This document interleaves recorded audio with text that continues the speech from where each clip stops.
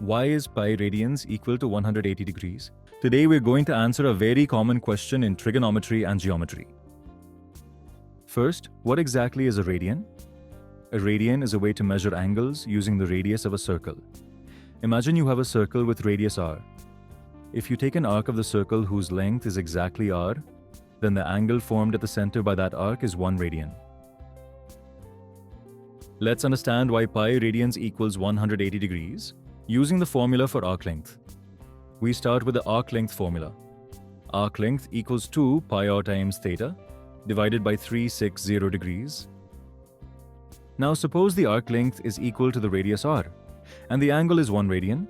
So we substitute r equals 2 pi r times 1 radian divided by 360 degrees. Next, divide both sides by r to simplify. 1 equals 2 pi times 1 radian divided by 360 degrees. Now multiply both sides by 360 degrees. 360 degrees equals 2 pi radians. And that's exactly why pi radians equals 180 degrees. If you found this explanation helpful, please hit the like button, share it with your friends, and subscribe for more easy math videos.